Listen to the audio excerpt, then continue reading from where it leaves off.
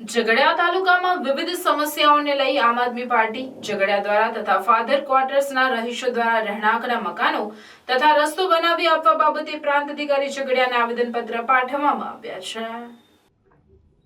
આમ આદમી પાર્ટી દ્વારા પાઠવાયેલ આવેદનપત્રમાં જણાવ્યું હતું કે દેશના વિકાસમાં ઝઘડિયા તાલુકાનો અમૂલ્ય ફાળો રહેલો છે। આજે પણ ઝઘડિયા તાલુકામાં ઔદ્યોગિક વસાહતો, લિગ્નાઇટ પ્રોજેક્ટની ખાણો, રેતીની લીઝો, સિલિકા પ્લાન્ટો આવેલા છે, જેમાંથી સરકારને વાર્ષિક હજારો કરોડોની આવક થાય છે। છતાં સરકાર દ્વારા વિસ્તારના લોકો સાથે જાણે ભેદભાવ રાખવામાં આવતો હોય એવું તેમને લાગી રહ્યું છે। આ વિસ્તારમાં રાજપાડી લિગ્નાઇટ પ્રોજેક્ટમાં ભૂતકાળમાં અનેક ગામો વિસ્થાપિત થઈને દેશના વિકાસમાં સહભાગી બન્યા છે। હાઈ ટેન્શન લાઇનોમાં જમીનો ગુમાવી છે, છતાં પણ ઘર વપરાશ અને ખેતીવાડી માટે પૂરતી વીજળી આપવામાં આવી નથી।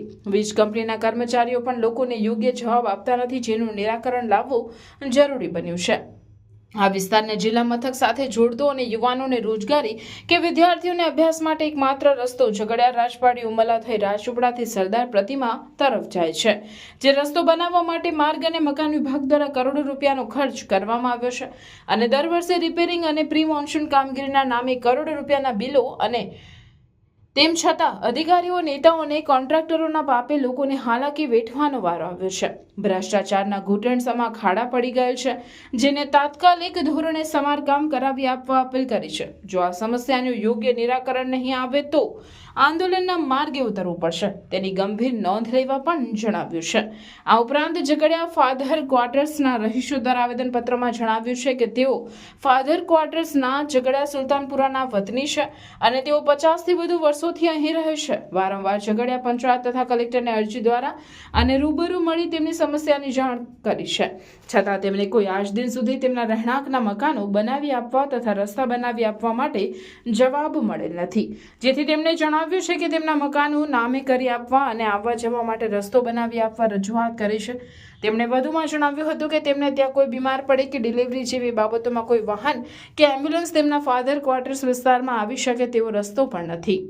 આ બંને તેમની માંગણીઓ સ્વીકારવામાં આવે અને તેનું અમલીકરણ થાય તેવી માંગણી કરી છે। આવન જાવન કરે છે અને જે રોજીરોટી માટે જાય છે, રોજીરોટી માટે જવું હોય, જીઆઈડીસીમાં જવું હોય દાખલા તરીકે, તો મારે હું જીઆઈડીસીમાં નોકરી કરું દાખલા તરીકે, તો મારે 7 વાગ્યાનો ટાઈમ હોય તો હું 8 વાગે જાઉં, 9 વાગે જાઉં તો ગેટ પરથી મને પાછો કાઢી લે છે। તો આટલા માટે અમારે વિનંતી છે, આવા અનેક બધી સમસ્યાઓ છે, તો આ સમસ્યાઓનું સમાધાન સરકાર સત્વરે કરે અને ખાસ કરીને રસ્તા બનાવે, રોડ, રસ્તા અને પાણી જે જીવન જરૂરિયાતની જરૂરિયાતો છે પૂરી કરે એવી મારી સરકારને નમ્ર અપીલ છે, વિનંતી કરું છું। જય હિન્દ, જય ભારત। ઝઘડિયા તાલુકામાં ઔદ્યોગિક વસાહતો, રાજપાડીમાં લિગ્નાઇટ પ્રોજેક્ટ, કોરી, ખાણ વગેરે આવેલું છે। આજે દેશ અને રાષ્ટ્રના વિકાસમાં સૌથી મોટો ફાળો આપણા ઝઘડિયા તાલુકાનો રહ્યો છે, તોય છતાં આજે ઝઘડિયા તાલુકાને વિકાસથી વંચિત રાખવામાં આવ્યો છે। આજે ઝઘડિયા તાલુકામાં ના તો એક શિક્ષણની સારી શાળાઓ છે, ના તો આજે શાળાઓમાં શિક્ષક છે, ના તો શાળાઓના સારા ઓરડાઓ છે, નહીં તો અહીં સરકારી દવાખાનાનો ઠેકાના। આટલી બધી બાબતો હોવા છતાં આટલો બધો વિકાસમાં ઝઘડિયા તાલુકો ફાળો આપે છે, તોય છતાં આજે ઝઘડિયા તાલુકાને વિકાસથી વંચિત રાખવામાં આવ્યો છે। એ બાબતે આજે આપણે પ્રાંત અધિકારી સાહેબને આવેદનપત્રમાં આપવામાં આવ્યું છે। તાત્કાલિક ધોરણે આજે રોડ રસ્તાઓ જે ખાડા પડેલા છે અધિકારીઓના ભ્રષ્ટાચારના કારણે તાત્કાલિક એનું સમારકામ કરવામાં આવે।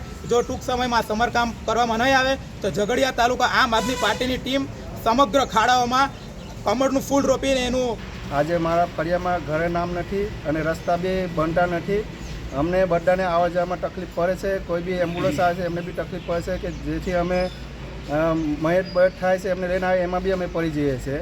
એટલે અમારા આના માટે અમે આ રજૂઆત કરીએ છીએ, જેના કારણે તમે અમે આનું અમારું નિરાકરણ કરો તમે।